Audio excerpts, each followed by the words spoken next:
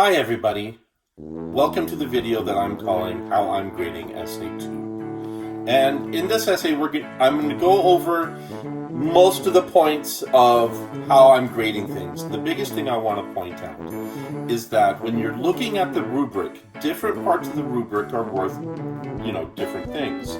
And so when you're looking at each one of these slides, I put a point total at the beginning of each area. Okay, so in each area there are 4 things I'm going to grade on, and it shows you what the maximum number of points are for those areas. So, for example, here's this first slide. This one is on the front matter, how I'll be grading the front matter on your essay. So, the first point is, your thesis sentence clearly unveils your 3-step argument regarding coolness, your cool person, and Asian American exclusion. And so you can see that right there, that's worth 2.5 points. Just if you scored maximum on that. But if we go over here and we look at context and analysis, where the first point there, it's your analysis sentences clearly explain your quotation, that is worth 8.33 points maxed out. So even though in the beginning, in the front matter, your thesis sentence is really important, I've already taught you guys how to write a good thesis sentence. I've already taught you guys how to write a good front matter. The issue now is we're focusing on the support paragraphs, and in particular on the analysis and context. And so the most important thing there is, how your analysis sentences work in conjunction with your quotations. Now, I will point out that the difference on a good thesis sentence could be the difference between an A and an A minus, or let's say a C and a C minus, which would be taking you from, a barely passing grade down to a failing grade. That's why each one of these is important. But you can see in each one of these areas, some things are worth more than others. Now, if you added it all together, they come to a score of 100. But in this area, you can see how some are just not important. So in this first slide, front matter, I'll be grading you on, that your thesis sentence is clearly unveils your 3-step argument regarding coolness. Basically, how you define cool, your cool person, and an Asian, and how Asian Americans are excluded. Now, you have to, or if they're not, depending, you can frame your thesis sentence basically any way you want, but I'm expecting this. Now, this is basically, think of that really terrible Kanye West argument. You're basically doing the 1, 2, 3s from there, but you're doing it in one sentence that starts with, I believe, and then you go into that, or I think that, something, Next, your introduction directly and fully mentions the word cool and your cool person in the first sentence.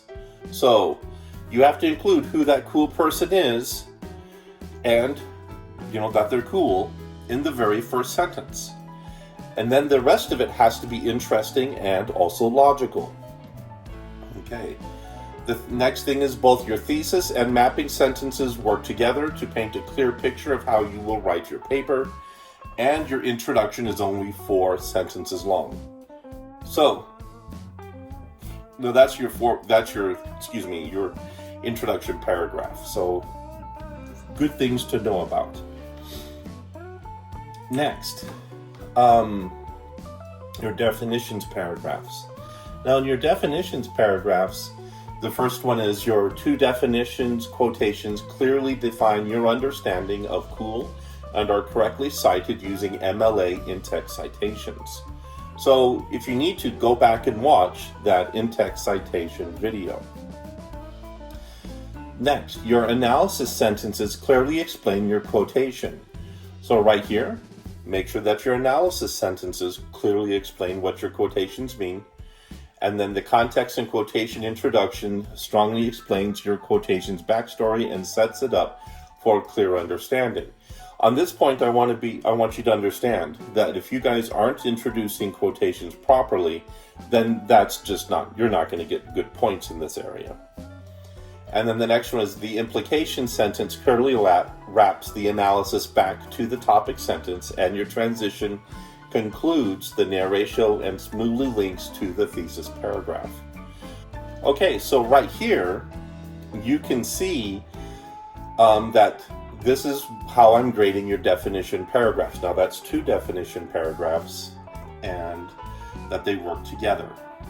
Okay, so quotes and evidence. So your quotes are specific, address one of the 3 core questions listed in the prompt and directly apply to your core argument. Okay, your quotes match the needs of your paragraphs according to the parameters set forth by your topic sentences and your thesis sentence, and your thesis argument, and your quotes are correctly cited using MLA in-text citations. And then last, your quotes are long enough to be specific, but not so long that the quote is making more than 1 point. Right. Make sure that your quote is focused. It makes only 1 point. Okay, so for the context and analysis, your analysis sentences clearly explain your quotation. Your context and quotation introduction strongly explains your quotation's backstory and sets it up for clear understanding. Your context and analysis correctly frame your quotes and evidence so that the quote or evidence is not being isolated from the topic sentence and thesis, not being isolated from the topic sentence and thesis argument.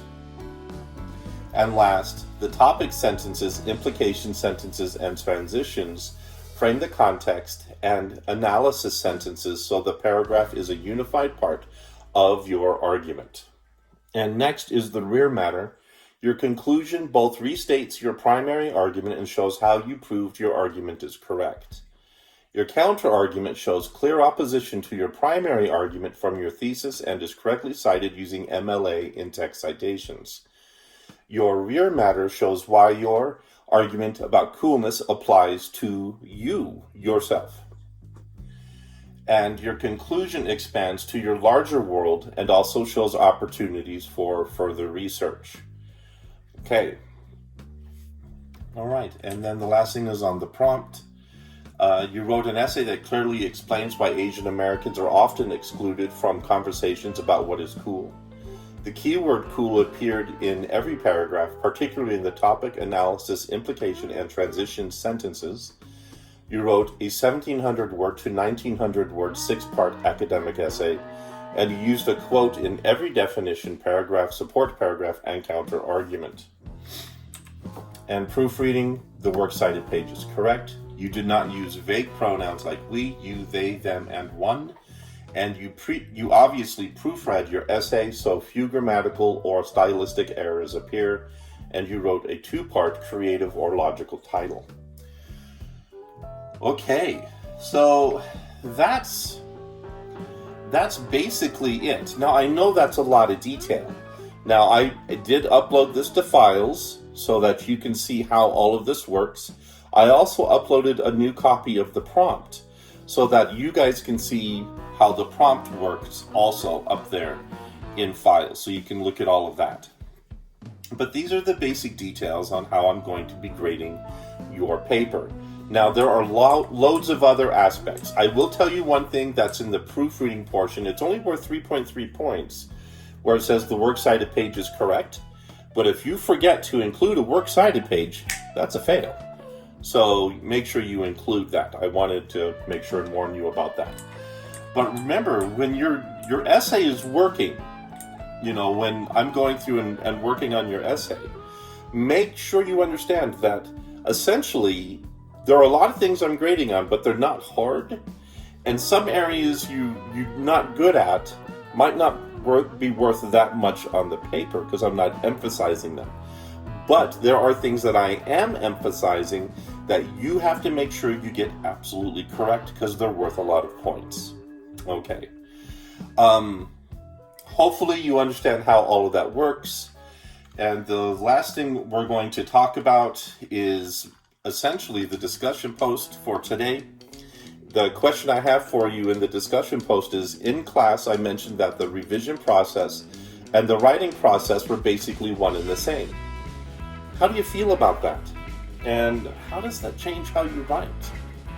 Where there's a multi-stage process, where you're brainstorming, forming your argument, outlining, gathering research, and then revising. And then the next one is, then you're putting all of you're forming up your big outline, and you're getting that all together, then you're revising again. And then you're doing your rough draft. Once your rough draft is finished, then you're revising again. So that basically there are, you do all these steps, but between each major area, there's a revision where you're looking at what you have, you're doing a global revision. So brainstorming, then global revision. Then you work out your outlines. And then in your big outline, then you look back at it and you do a conceptual revision. And then you write your rough draft, and once your rough draft is finished, then you go back and you do a local revision, working all the way through. Now keep in mind, you have to do a peer review, and you have to work with your friend on the peer review process. All right, I want to thank you guys very much for watching, and you guys have a very nice day.